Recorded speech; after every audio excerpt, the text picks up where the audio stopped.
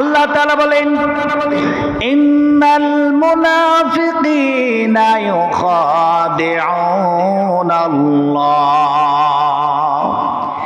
ইন্নাল মুনাফিকিনা, নিশ্চয়ই যারা মুনাফিক, ইউখাদিউনাল্লাহ, তারা আল্লাহকে প্রতারণা করতে চায়, আল্লাহকে ধোঁকা দিতে চায়, আল্লাহর সাথে প্রতারণা করতে চায়। ওরা তো মানুষের সঙ্গে প্রতারণা ধোঁকাবাজি দেয়, এটা তো দূরের পরের কথা, আল্লাহকে পর্যন্ত ধোঁকা দিতে চায়, আল্লাহকে ধোঁকা দিয়ে ফাঁকি দিতে চায়, প্রতারণা করতে চায়। আল্লাহ পাক বলেন, ওহুয়া খাদিহুম, তাদের ধোঁকায় তারাই পড়বে।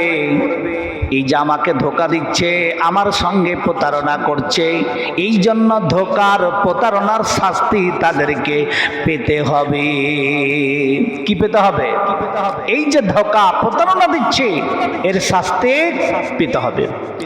ওয়াইজা কামু ইলা সলাতি, ওয়াইজা মানে যখন, কম মানে যখন তারা দাঁড়ায়, দান্ডা মানে হয় ইলা সলাতি, নামাজের জন্য। কম তখন তারা দাঁড়ায়, কুসালা নামাজের জন্য যখন তারা দাঁড়ায়, অলসতার সঙ্গে দাঁড়ায়, অবহেলার সঙ্গে দাঁড়ায়, অমনোযোগী সহকারে দাঁড়ায়। নামাজে দাঁড়ায় ঠিক, কিন্তু তারা তৃপ্তি সহকারে নামাজে দাঁড়ায় না। নামাজটা পড়ার জন্য একটা কষ্টকর, অমনোযোগী হ্যাঁ, অখুশি হ্যাঁ, ভালো লাগে না, ইচ্ছার বিরুদ্ধে নামাজে দাঁড়ায়। এটা তাদের প্রধান বৈশিষ্ট্য। আল্লাহ পাক বলেন, ইরাউনান নাসা, তারা নামাজে আসে, মসজিদে নামাজে দাঁড়ায়, এটা শুধু মানুষকে দেখানোর উদ্দেশ্যে দাঁড়ায়। আল্লাহ পাক বলছেন, ওয়ালা ইয়াজকুরুনাল্লাহ, ওয়া মানে এবং, লা মানে না, ইয়াজকুরুনাল্লাহ, তারা অধিকাংশ সময় তারা কি করে? আল্লাহকে স্মরণ করে না, মানে ঠিক মতন তারা পাঁচ ওয়াক্ত নামাজ পড়ে না। এখানে ইয়াজকুরুনা মানে হলো জিকির, মানে হলো নামাজ। নামাজকে বোঝানো হয়েছে তারা অধিকাংশ সময় তারা নামাজ পড়ে না, ইল্লা কলিলা, সামান্য সময় তারা নামাজ পড়ে লোক দেখানোর উদ্দেশ্যে। সম্মানিত ভাইরা আমার, এই আয়াতটা কেন নাজিল হলো? কোন অবস্থায় নাজিল হয়েছে? প্রিয় নবী জনাবে মুহাম্মদুর রাসূলুল্লাহ, জোরে বলেন সাল্লাল্লাহু আলাইহি সাল্লাম, মদিনার যখন প্রেসিডেন্ট হলেন, মদিনার প্রেসিডেন্ট হওয়ার পর ওই সমাজে একটা সিস্টেম ছিল, নিয়ম, যেই কালেমা পড়বে, যেই ইমানদার হবে, ইমান আনবে, তাকে শর্ত হলো নামাজ পড়তে হবে। যদি নামাজ না পড়ে তাহলে সে ইমানদার হতে পারবে না, কাফের, অমুসলিম। এই জন্য ওই সমাজের যাদের অন্তরের হৃদয়ের মধ্যে ইসলামকে পছন্দ ছিল না, কোরআনকে ভালোবাসত না, আল্লাহ রসুলকে পছন্দ করত না, এই সমস্ত লোকেরা এখন যদি নামাজ পড়তে না যায় তাহলে তো মুসলমান হিসেবে পরিচয় লাভ হবে না। এই জন্য আল্লাহ রসুলকে খুশি করার জন্য, সাহাবীদেরকে খুশি করার জন্য, মুসলমানদেরকে খুশি করার জন্য তারা নামাজে যেত। আর যখন অমুসলিম, কাফের, বেঈমান তাদের সঙ্গ তারা গোপনে মিলিত হতো, তাহলে তাদের সঙ্গ সম্পর্ক ছিল, মুসলমানদের সম্পর্ক ছিল। ওই লোকগুলা যখন ইসলামের সঙ্গে, আল্লাহ রসুলের, সাহাবীদের সঙ্গে, আল্লাহ রসুলের সঙ্গে থাকতো, তখন তারা নামাজ পড়তো। আর যখন ওখান থেকে চলে যেত, অন্য সময় আর তারা নামাজ পড়তো না। জোহর পড়লে আসর নাই, মাগরিব পড়লে এশার নাই, ফজর নাই, শুধু যখন মুসলমানদের সাথে থাকতো ওই সময়তে যে ওয়াক্ত নামাজ হতো ওই ওয়াক্ত নামাজ পড়তো, আর বাকি সময় নামাজ পড়তো না। কি পড়তো না? নামাজ পড়তো না। আবার নামাজও যদি পড়তেও বাস্তব, কিন্তু নামাজে মনোযোগ সহকারে খুশুখুশুর সাথে ইখলাসের সাথে আন্তরিকতার সাথে নামাজে দাঁড়াইতো না, খালি মন ছটফট করতো কখন তাড়াতাড়ি নামাজ শেষ হবে, কখন সালাম ফিরা হবে, কখন পালাই উঠে, এই নিয়ে ব্যস্ত ছিল। হুজুর কি পড়ে, কেরাত কি পড়ে, সেদিকে মনোযোগ থাকতো না, হাত বানত ঠিক, মন কোন দিকে মাঠে মাঠে ঘুরে বেড়াইতো। মানে নামাজের প্রতি যে একনিষ্ঠতা ভাবে আন্তরিকতার সাথে এইটুকু তাদের ছিল না, ওই সমাকার। তাহলে এখনকার লোক খুব ভালো নাকি বলেন? বর্তমানের লোক খুব ভালো।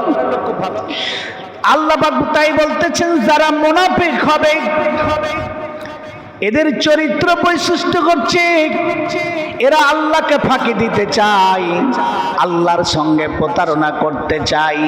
যখন তারা মুসলমানদের সাথে, সাহাবীদের সাথে, আল্লাহ রসুলের সাথে যখন থাকতো, এরা তখন বলতো আমরা ইমানদার, আমরা আল্লাহ রসুলের সাথে আছি, আল্লাহ রসুলকে ভালোবাসি, সাহাবীদেরকে ভালোবাসি। আর যখন ইসলামের বিপক্ষে চলে যেত, ওই কাফের বেঈমান মুরতাদের সঙ্গে বসত, তখন তারা বলতো আমরাও তো কি তোমাদের সাথেই আছি, কাফেরদের সাথেও আছি, বেঈমানদের সাথেও আছে। ওরা দুই দিকে দুই পক্ষকেই খুশি করত। আল্লাহ পাক বলছেন এরা হলো আমাকে প্রতারণা করে, আমার সঙ্গে প্রতারণা করে আমাকে ধোঁকা দিতে চায়, আমি আল্লাহ তাআলাও তাদেরকে, তাদের সাথেও আমিও প্রতারণা করব। আমি তো এই তাফসীর পড়তে যা আশ্চর্য হয়ে গেছি, আল্লাহ কিভাবে তাদের সাথে প্রতারণা করবে? আমার এটা বুঝা আসছে ওরা আয়াত মানে পড়ে তাফসীরের ভিতরে পড়তে পড়তে একটা ঘটনা পেলাম, আল্লাহ তাআলা তাদের সাথে প্রতারণা করবে। হাসরের ময়দানে, কিয়ামতের ময়দানে তাদেরকে দেওয়া হবে আমলনামা। এই আমলনামা দেওয়া হবে, কিন্তু আমলনামা সঠিক নয়।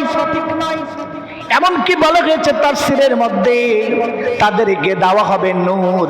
হাসরের ময়দানে প্রত্যেকটা জান্নাতীদের এই চোখে আল্লাহ পাক নূর সিস্টেম সেট করে দিবে। এই নূরের কারণে সব দেখতে পাবে, কোনো কষ্ট পাবে না। তারা ফুলসেরাতের রাস্তা, এত ধর চিকন রাস্তা, বিলেটের মতন ধারালো চুলের মতন চিকন রাস্তা, কারেন্টের বিদ্যুৎ গতিতে তারা পার হয়ে যাবে। একমাত্র কারণ হলো তাদের চোখে নূর সেট করা থাকবে। যারা বলেন আলহামদুলিল্লাহ। যারা জান্নাতি হবে, এই জান্নাতি লোকদেরকে আল্লাহ পাক চোখে নূর দেওয়া হবে, এই নূরের গতিতে তারা দূরত্বে পার হয়ে চলে যাবে। মুনাফিকদেরকেও দেওয়া হবে নূর, কিন্তু যখন ফুলসিরাতের রাস্তার সামনে আসবে, প্রত্যেকটা মুনাফিকদের নূর, চোখ থেকে নূর উঠে যাবে, অন্ধকার হয়ে যাবে, ওই ফুলসিরাতের রাস্তা পার হতে পারবে না। ডান দিকে হোক অথবা বাম দিকে হোক পড়ে যাবে। ওরা বলবে কি ব্যাপার, আমাদের কত নোট দেওয়া হলো, ওরাও পেল আমরাও পেলাম, এখন ওরাও পার হয়ে গেল, আমরা কেন পারলাম না? আল্লাহ পাক বলছেন তোরা আমার সঙ্গে দুনিয়াতে বেঈমানি করেছিলা, আমার সঙ্গে প্রতারণা করেছিলা, ধোঁকা দিয়েছিলা, ওই প্রতারণা ধোঁকার শাস্তি আজকে আল্লাহ পাক আমি তোমার ধার তুলে নিলাম কিয়ামতের ময়দানে, তোমাকে ধোঁকাও ফেলে দিলাম, যা এখন জাহান্নামে চলে যা। সম্মানিত ভাইরা আমার, আমাদের দেশেও বহুত লোক এরকম আছে, আছে কি আছে না? আল্লাহ পাক বলতেছেন ওয়াইজা কামু ইলাস সালাতি, যখন তারা নামাজে দাঁড়ায়, কামু কুসালা, নামাজে দাঁড়ায় অলসতার সঙ্গে, নামাজে দাঁড়ায় অলসতার সঙ্গে। নামাজ যেটি লোক পড়ে, হুজুর কি পড়ে সেদিকে মন থাকে না, কি কথা ঠিক না? নামাজে পড়ায় মন ছিটপিট করে, তাড়াতাড়ি কখন শেষ হবে, মসজিদ থেকে বের হলেই বাঁচি। এরকম লোক আছে কি আছে না? আল্লাহ পাক বলছেন শুধু তাই নয়, এরা নামাজ পড়ে ঠিক, এরা অওনান নাসা, মানুষকে দেখানোর উদ্দেশ্যে নামাজ পড়ে। নামাজ যদি না পড়ি তাহলে মানুষ কি বলে? আমি গ্রামের মরল মেম্বার, আমি মাস্টার মানুষ, হুজুর মানুষ, নামাজ না পড়লে তো মানুষ আমাকে ছিছা করবে। এই জন্য নামাজ পড়তে আসে মানুষকে দেখানোর উদ্দেশ্যে। যখন বাজারে আসরের সময় থাকে, মাগরিবের সময় থাকে, মানুষকে খুশি করার জন্য মসজিদে যায়। আর যখন বাড়িতে থাকে জোহরের সময়, এশারের সময়, ফজরের সময়, নামাজের আর কোনো সম্পর্ক থাকে না। অনেক মানুষ আছে দেখা যায় সমাজের সাথে তাল মিলে শুধু নামাজ পড়ে, অন্য সময় নামাজ পড়ে না। আল্লাহ পাক বলছে এটা শুধু মানুষকে দেখানোর উদ্দেশ্যে পড়ে। ওয়ালা ইয়াজকুরুনাল্লাহ, এরা অধিকাংশ সময় এরা নামাজ পড়ে না। তারা যারা নিয়মিত কন্টিনিউ ৫ ওয়াক্ত নামাজ পড়ে না, আল্লাহর ভয়ে যারা পড়ে না, মানুষকে খুশি করার জন্য খালি ২ ওয়াক্ত ৩ ওয়াক্ত নামাজ পড়ে। আর যারা শুধু জুমার নামাজ পড়েন, শুধু যারা ঈদের নামাজ পড়েন, যারা যারা নামাজ পড়েন, আপনারা এখন বলেন যারা ৫ ওয়াক্ত নামাজ কন্টিনিউ পড়ে না, মাঝে মাঝে খালি জুমার দিন আসে, ঈদের নামাজ পড়ে, মানুষকে দেখানোর নামাজ পড়ে, কোরআনের ভাষায় তাদের পরিচয় কি বলেন? কি পরিচয়? কি পরিচয়? মুনাফিক। এখন আপনাদের মুখ থেকে আমি শুনতে চাচ্ছি, মানে আমি ওয়াজ করলে তো আপনারা আবার কষ্ট পাচ্ছেন, হুজুর আমাদেরকে খালি চুরিয়ে চুরিয়েছে। আচ্ছা, আমি কোরআনের কথা বলি, আমি কি অন্য কথা বলি? আমি তো হক কথা বলি। রাখছেন কেন? আপনি পালন করতে পারেন না, সেটা আপনার দায়, কিন্তু রাগ করা যাবে না। এই জন্য আপনারাই বলেন যারা আজকে ৫ ওয়াক্ত নামাজ পড়ে না, শুধু জুমার দিন আছে, এই আয়াতের দৃষ্টিতে এরা হলো মুনাফিক। কথা বলেন ঠিক না বেঠি? এরা কি মুনাফিক? যারা নামাজ পড়ে শুধু ২ ঈদের নামাজ, এরা কি? সব মুনাফিক। শুধু যারা জানাজার নামাজে পড়েন, এরা সব কি? মুনাফিক। একজন ঈমানদার মানুষ কন্টিনিউ নামাজ পড়বে আল্লাহকে খুশি করার জন্য, মানুষকে খুশি করার জন্য নয়। শুধুমাত্র যারা নির্বাচনের সময় নামাজ পড়ছেন এখন, তারা কি বলেন? মুনাফিক কি না? আল্লাহ পাক বলছেন শুধু যারা নামাজে দাঁড়ায়, নামাজে মন বসে না, ইখলাসের সাথে নামাজ পড়ে না, অলসতা করে, অমনোযোগী পড়ে, এরা হলো মুনাফিক। তাহলে যারা নামাজই পড়ে না ১ সপ্তাহ দ্বারা, ওরা কি মুনাফিকের বাপ? কথা ঠিক না বেঠিক? পিতা সব এগুলা। এই জন্য খুব মারাত্মক কথা। আজকের আয়াত খুব লাগবে অন্তরে। ইসরে হুজুর এত বড় কথা বললাম, কিন্তু আমি কি করব বলেন? আল্লাহ তো বলতেছি যারা কি করে, এরা সব প্রতারণা করে। শুধু জুমার দিন যারা নামাজ পড়তে আসেন, কাকে খুশি করার জন্য? স্ত্রীকে, তাই না? বাপ মাকে জুমার দিন না বললে, না গেলে কি বলবে? তাহলে এই নামাজ কি আপনাকে আল্লাহকে খুশি করার জন্য আসেন? কি কথা ঠিক না? যারা শুধু নতুন বিয়ে করার পর শ্বশুর বাড়ি যে শুধু নামাজ পড়ে, আর বাড়িতে এসে নামাজ পড়ে না। অনেক বৌমা আছে যারা কি করে, শ্বশুর নতুন বৌমা হয়েছে, শ্বশুর শাশুড়ি সব মন না মন ছিল, নামাজ পড়ে তাই পড়ে, মায়ের বাড়ি যখন যায় তখন নামাজের আর খবর থাকে না। কথা বলেন ঠিক না বেঠি? তাহলে এই ধরনের যারা নামাজি আছে, আল্লাহ পাক বলছেন সব হলো এরা মুনাফিক। সব কি এরা? তাহলে আল্লাহ রাসূলের জামানায় এক শ্রেণীর লোক ছিল মুনাফিকেরা, যারা ইসলামের সাথে সম্পর্ক রাখবে, কাফিরদের সঙ্গে সম্পর্ক রাখবে, নামাজ না পড়লে মুসলমান ভাববে না, তাই বলি নামাজ পড়তে আসতো, আর অন্য সময় নামাজের ধার ধারতক না। তাহলে এখনো বর্তমানে যদি বাংলাদেশেও এরকম লোক থাকে, শুধু খালি জুমার দিন পড়বে, অন্য সময় পড়বে, কারণ ৫ ওয়াক্ত পড়বে না, মানুষকে খুশি করার জন্য শুধু আসবে, তারাও হলো সব মুনাফিকেরই বংশধর। কথা বলেন ঠিক না ঠিক? এই জন্য আমরা আমাদের মধ্যে যদি এরকম থাকে শুধু জুমার নামাজি, আরে ভাই এমন দেখা যায় জুমার দিন আসে তো শেষ 2 রাকাত সময়, সুন্নাত আগে 4 রাকাত সেটা পড়ে না, সুন্নাতে মুআক্কাদা না পড়লে গুনাহগার হয়ে যায়। আবার ফরজের পর আবার 4 রাকাত সুন্নাত আছে, সুন্নাতে মুআক্কাদা না পড়লে গুনাহগার হবে, সেই সুন্নাতও পড়ে না, শুধু সালাম ফিরলেই দেয় আর দৌড়। বলেন যারা দেয় দৌড়, এরা কি নামাজটা ইখলাসের সাথে, খুশি খুশির সাথে, আন্তরিকের সাথে নামাজ পড়তে এসেছিল? এগুলো কি লোক দেখানো নামাজ না? নামাজ কি না? এই জন্য এরা সব মুনাফিকেরই বংশধর। এই জন্য মুনাফিকের জীবন ত্যাগ করেন, খাঁটিভাবে ইসলামকে পালন করেন। আল্লাহ পাক বলছেন ওয়ালা ইয়াজকুরুনাল্লাহ, এরা কি করে আল্লাহকে স্মরণ করে না, নামাজ ঠিক মতন পড়ে না, 2 ওয়াক্ত পড়ে তো 3 ওয়াক্ত নাই, 1 ওয়াক্ত পড়া 4 ওয়াক্ত নাই। এরা যারা করে এরা সব কি সব মুনাফিক।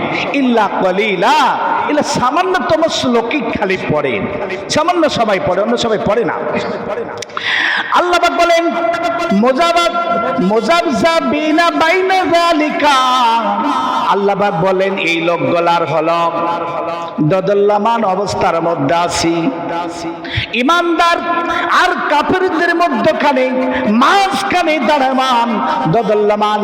কোন দিকে যাব? একবার এই দিকে কথা শুনে, একবার ওই দিকে কথা শুনে, একবার মুসলমানদেরকে খুশি করতে চাই আর একবার কাফেরদেরকে খুশি করতে চাই। এরা নিজের স্ত্রীর বুদ্ধি স্থির করতে পারে না, সিদ্ধান্তটাকে একবার এই দিকে যাই ওই দিকে যাই, দদল্যমান অবস্থায়।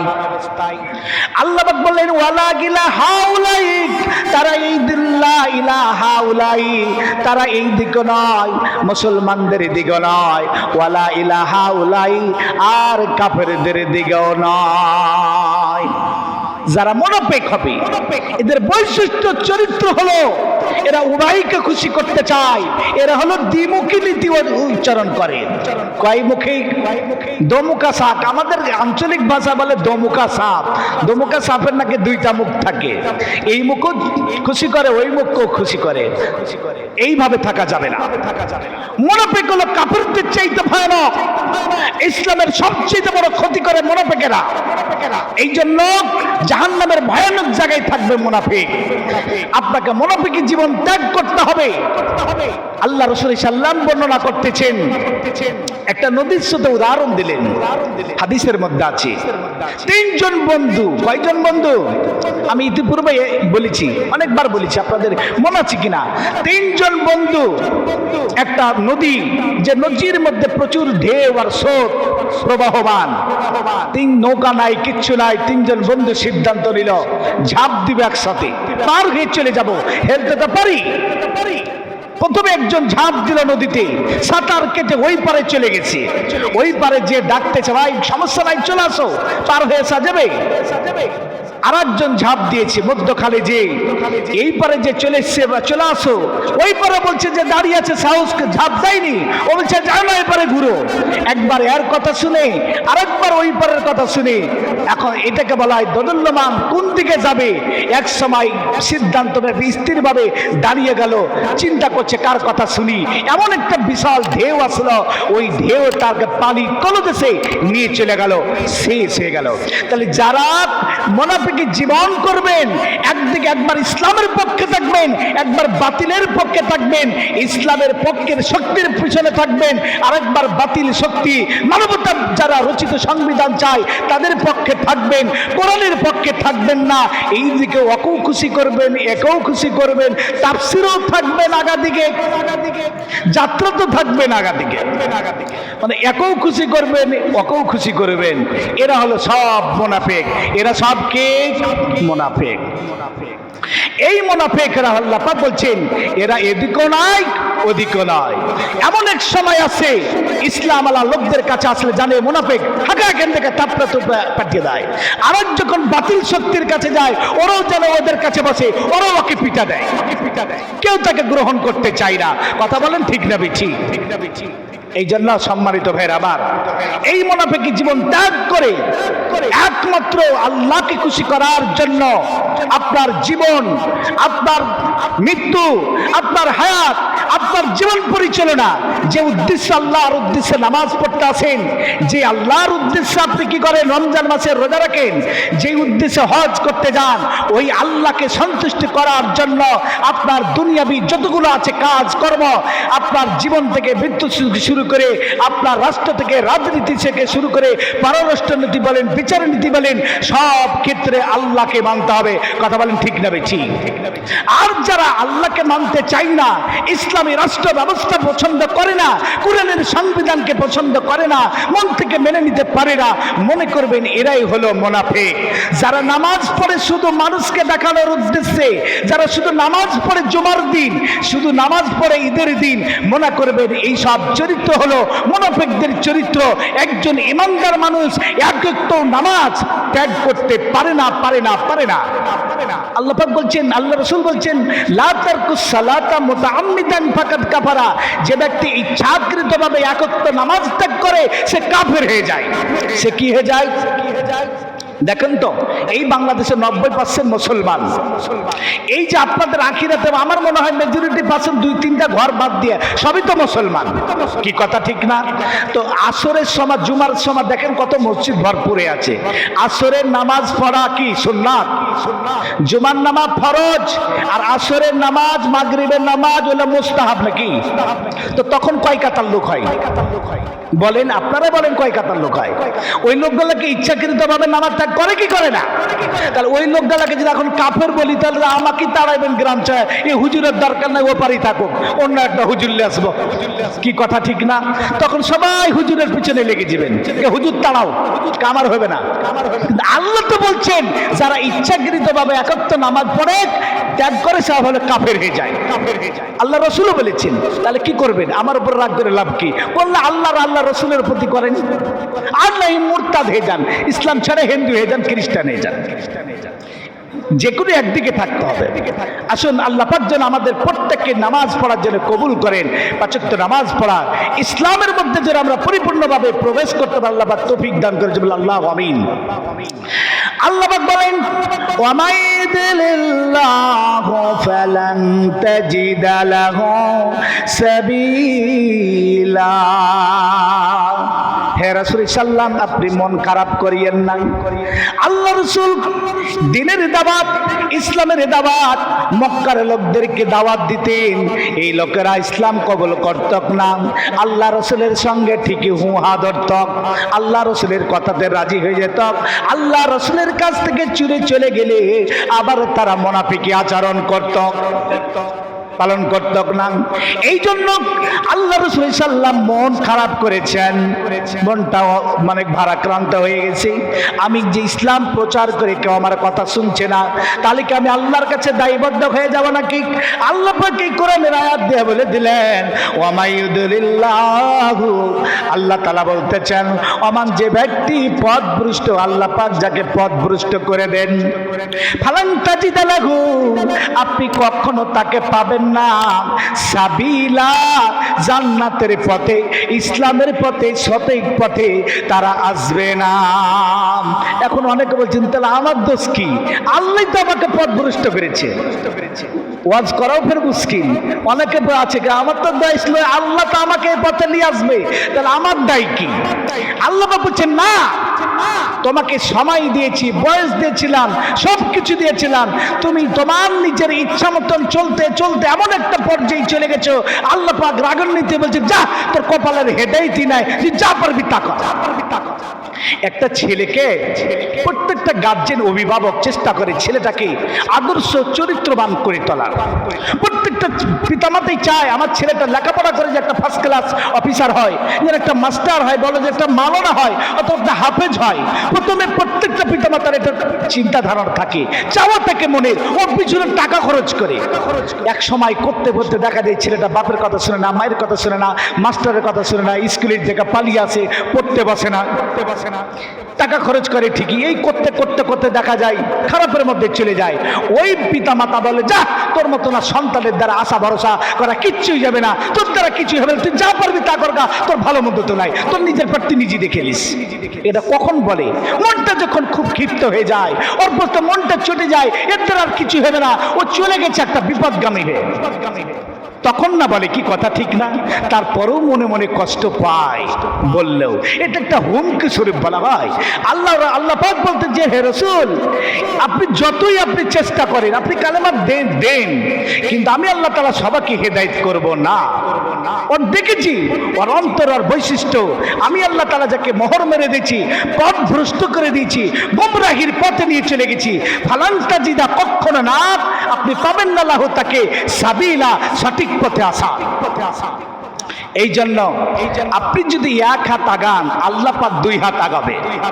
হেদায়েত নিতে হলে আপনাকে আগে আসতে হবে। কি কথা ঠিক না?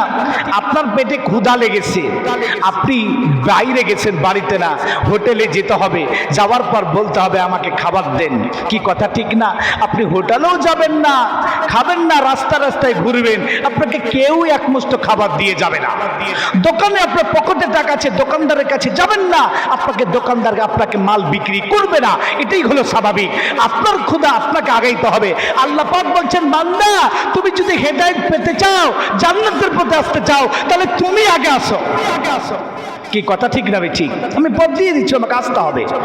আল্লাহ পাক বলেন তো শেষ হয়ে গেছে, সময় শেষ। আর না, আগামীকালকে, আগামী জুমার দিন ইনশাআল্লাহ আল্লাহ পাক যদি তৌফিক দান করেন, আরেকটা আয়াত আছে, খুব গুরুত্বপূর্ণ আয়াত। আমি যে কথাগুলো বললাম বাস্তবতার সাথে আপনারা চিন্তা করে দেখবেন কতগুলো কোরআন হাদিসে সঠিক না ঠিক। যারা শুধুমাত্র জুমার নামাজের দিন আসছেন, তারা চিন্তা করে দেখেন এই আয়াতের আলোকে আপনার মধ্যে ঈমান আছে কিনা, আপনি মুনাফিকের মধ্যে, চরিত্রের মধ্যে আছেন কিনা। তাহলে আপনি কি মুনাফিকে মৃত্যুবরণ করতে চান? এই মুনাফিকি ভাবে যদি মৃত্যুবরণ করেন, আপনার তো পরকাল সব ধ্বংস। এই জন্য আসুন মুনাফিকি জীবন ত্যাগ করে আপনারা খাঁটি যেন মুমিন হতে পারেন, ঈমানদার হতে পারেন। আল্লাহ পাক যেন আপনাদেরকে প্রত্যেককে কবুল করেন।